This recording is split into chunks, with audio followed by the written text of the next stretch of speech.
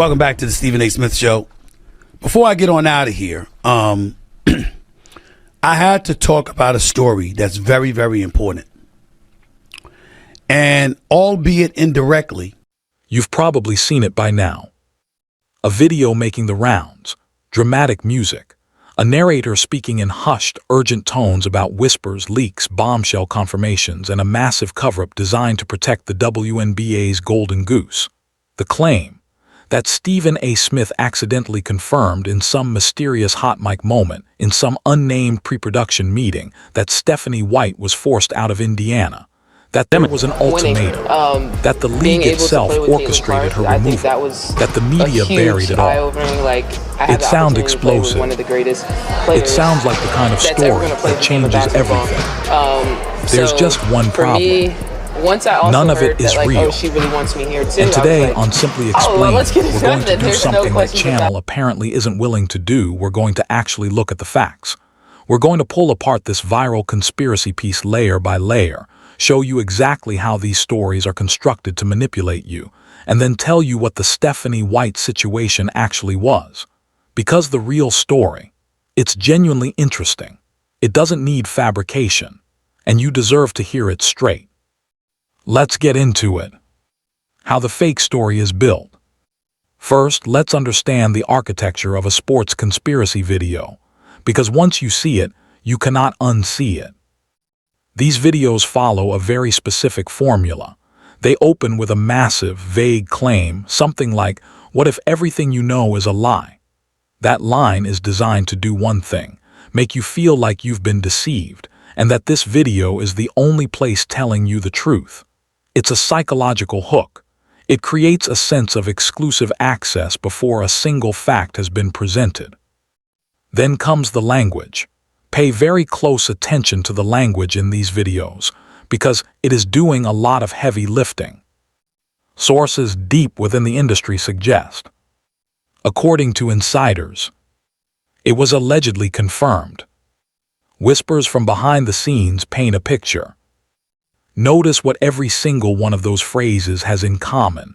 They assert something without ever actually sourcing it. They sound like journalism.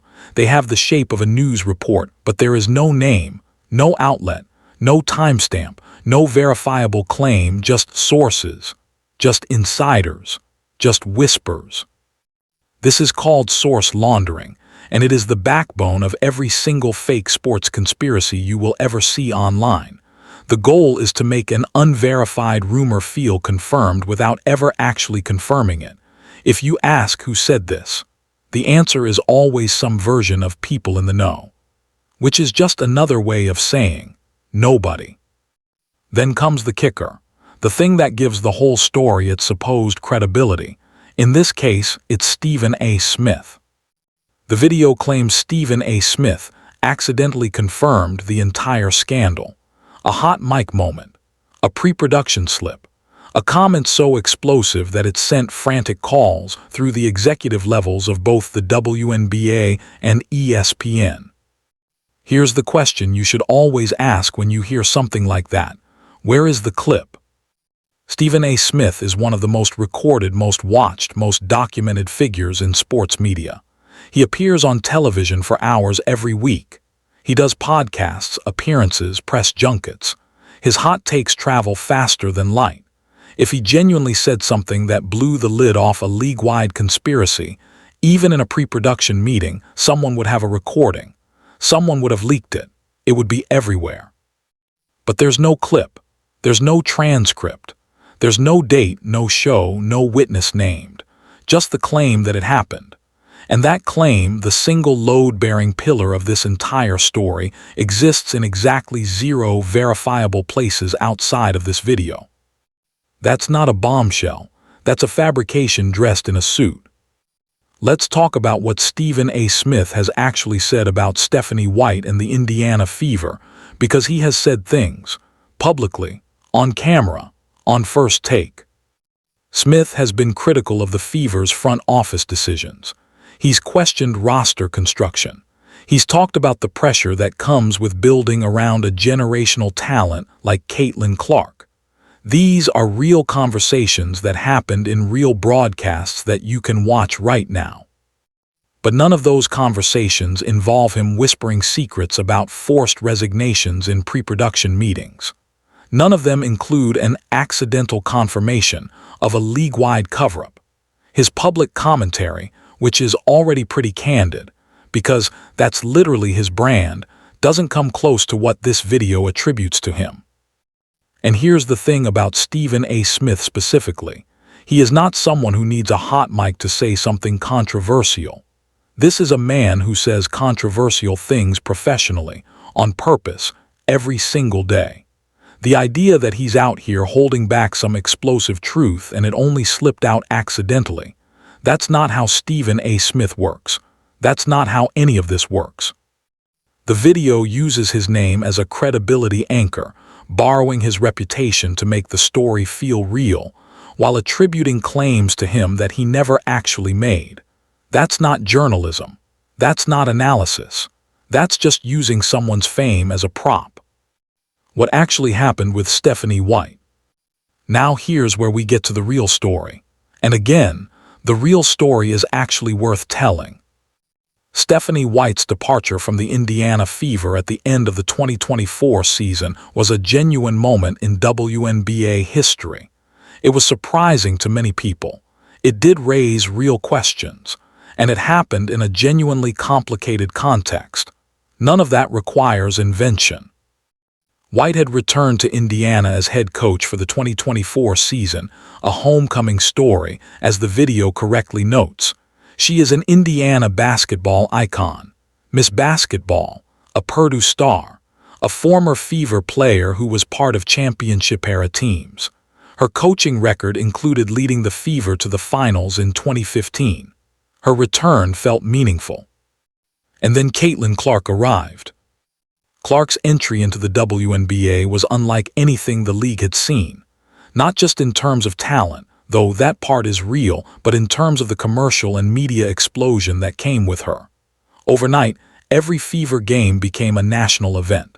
The pressure on the entire organization, players, coaches, front office, was unprecedented. That part is not conspiracy. That part is documented reality. Did that create friction? Probably. Any organization absorbing that level of sudden external pressure is going to experience internal stress.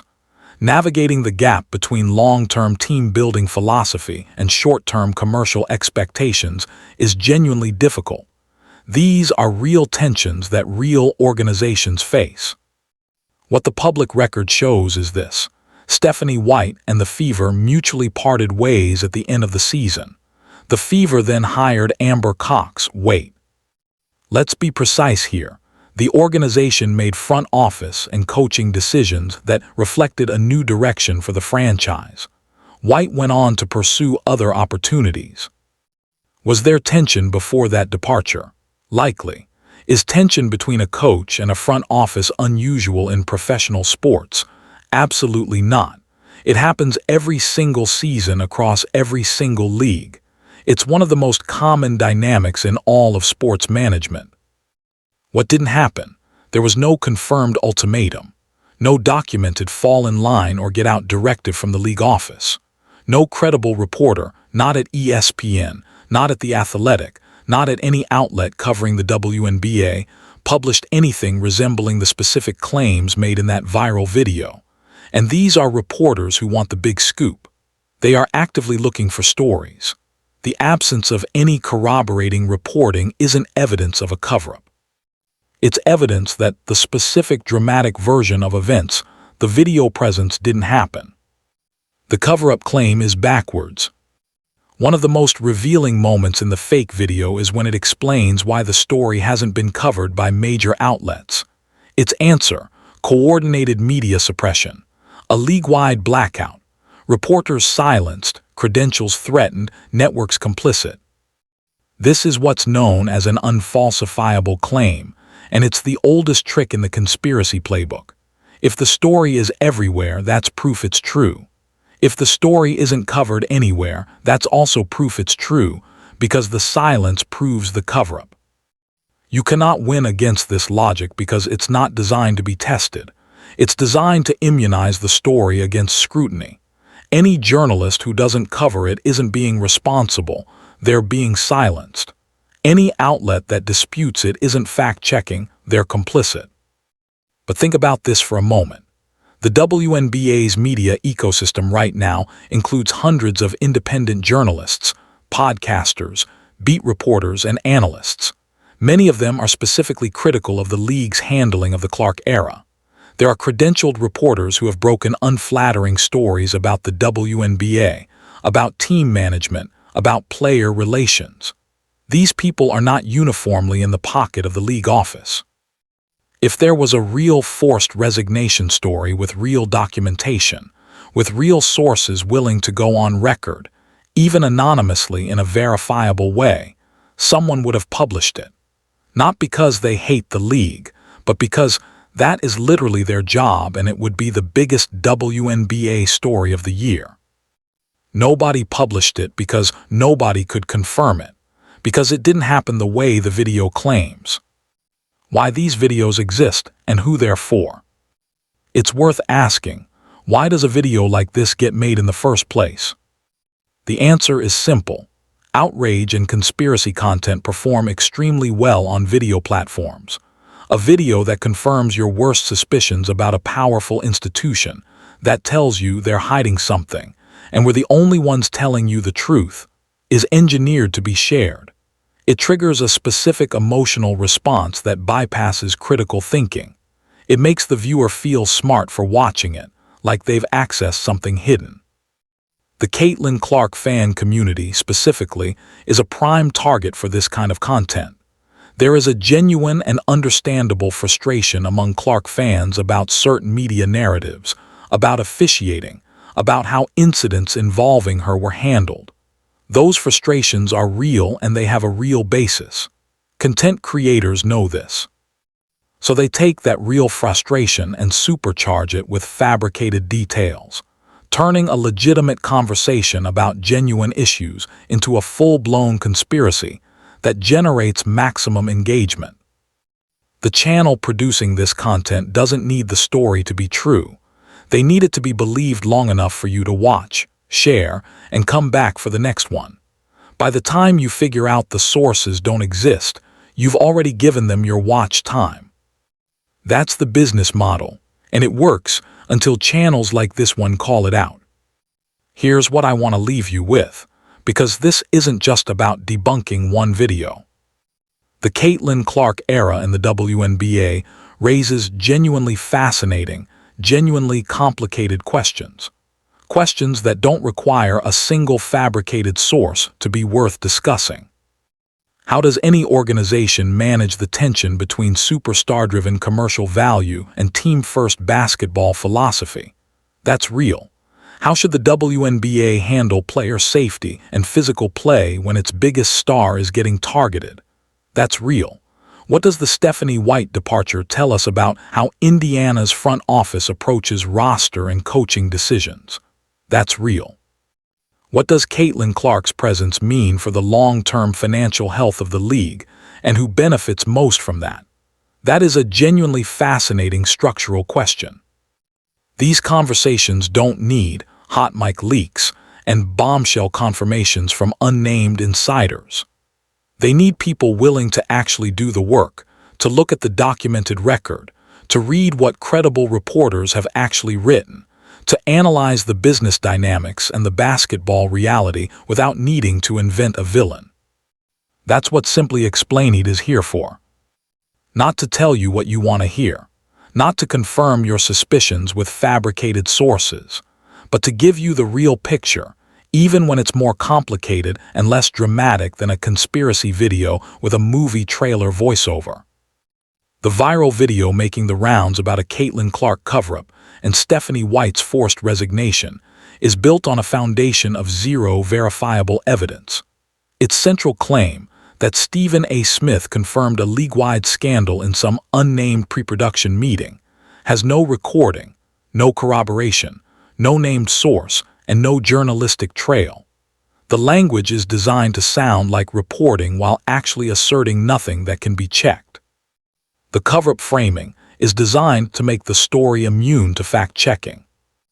It is, from top to bottom, a piece of engagement farming content that borrows real names, real tensions, and real fan frustrations, and inflates them into a conspiracy that never happened. The real story of the Indiana Fever, Caitlin Clark and Stephanie White, is genuinely interesting. It deserves honest analysis, and that's exactly what we're going to keep giving you. I'm simply Explainied, and that's where the cover story ends and the real story begins.